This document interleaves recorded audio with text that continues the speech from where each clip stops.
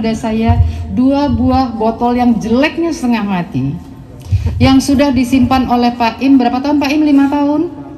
5 tahun disimpan di lemari Pak Im di kamar kerjanya, yang adalah hasil penelitian dari Pak Makmun. Pak Makmun mana Pak Makmun?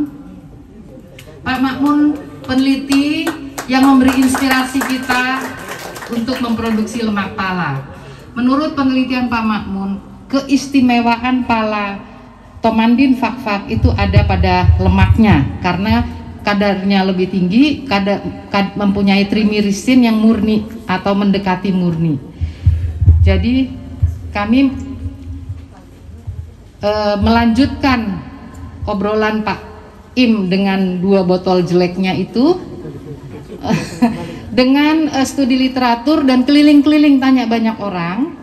Lalu kami melihat sebuah gambar berikutnya, Bu. Bukan yang ini ya? Oke, ya udah. Kami melihat bahwa ternyata produk lemak pala itu sangat menjanjikan. Habisnya itu lagi kayaknya sesudahnya gambar Pak Mamun. Nah, di sini kita melihat bahwa ternyata lemak pala itu punya harga pasar yang sangat tinggi. Jadi atas dengan dukungan support dari Pak Antoni, bos saya, kita melanjutkan. Pak Antoni yang mana ya? Dengan dukungan Pak Antoni, kami melanjutkan penelitian mengenai lemak pala. Waktu itu kita menggunakan tenaga ahli dari Aceh, Pak Mustafril, untuk mencari siapa yang bisa mendesain lemak pala dan mencari siapa yang berkenan membeli lemak pala. Lalu alatnya didesain oleh seorang engineer dari Bogor, Pak Acep. Sayangnya pada waktu itu lemak palanya enggak laku. Tidak ada satu perusahaan pun yang berkenan untuk membeli lemak pala. Lalu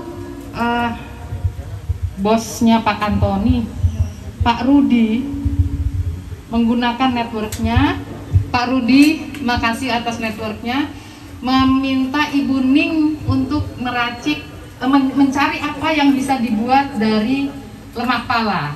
Lalu Ibu Ning menemukan balsam pala. Jadi lalu mengadakan training online. Jadi buat teman-teman produsen independen yang baru ketemu Ibu Ning secara online, hari ini bisa ketemu langsung.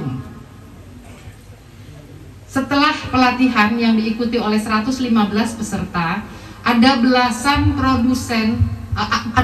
anak muda Papua yang di Fak-Fak yang kemudian memproduksi dan menjual balsam pala tanpa dibantu oleh siapapun pada awalnya. Saya pengen tahu berapa dari belasan produsen independen yang datang, berapa orang ya? Boleh berdiri, saya pengen lihat. Oke, itu Pak, banyak sekali di belakang yang dengan kekuatan sendiri memproduksi lemak pala dan berhasil menjualnya selain di Fak-Fak juga Jayapura, Sorong, Manokwari sampai Jakarta. Setelah itu teman saya Swanpri dari GEG memperkenalkan kita kepada Mr. Didi Novrian yang sudah dipamerkan berkali-kali, nanti kelihatan lagi. Lalu Didi itu datang ke sini, ke Fak-Fak, ke Kampung Brongkendik, tidur di sini dan tertarik untuk mengembangkan sebuah industri obat tradisional di Fak-Fak, di kampung, industri kampung di Fak-Fak. Lalu setelah omong-omong macam-macam, dirancanglah sebuah rencana di mana nanti Kampung Brongkendik akan dibantu supaya Bumkamnya bisa memproduksi obat, dan Pak Didi akan membeli obatnya sebanyak 10.000 pot per bulan kalau Brongkendiknya mampu.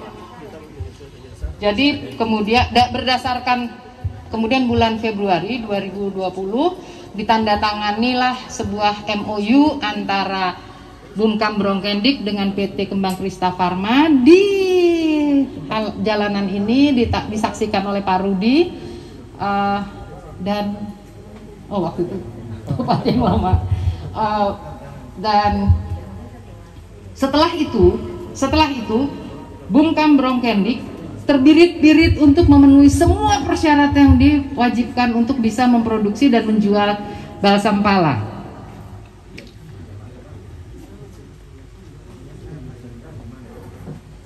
Bungkam Rokendik yang dipimpin oleh adik Abraham Martinus Gewap,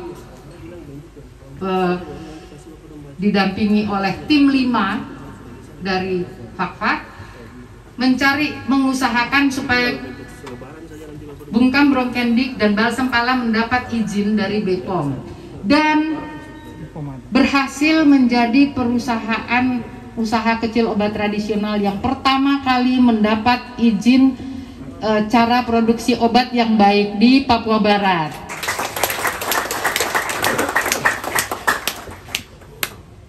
Setelah izin terbit, setelah CPOTB itu diperoleh, maka produksi untuk memenuhi order dari Pak Didi mulai dilakukan, dipimpin oleh Ibu Martina Waruma.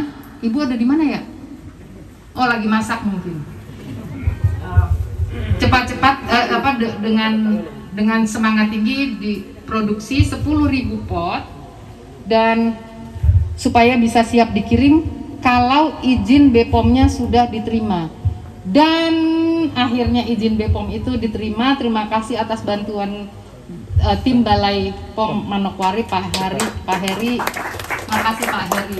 Jadi sampai hari ini demikianlah ceritanya, kita bisa mempunyai balsam pala yang siap dibeli oleh Pak Didi dan akan menjadi, insya Allah akan menjadi sebuah produk kebanggaan Fakfak yang berkelanjutan. Mungkin kebanggaan Papua Barat juga Pak.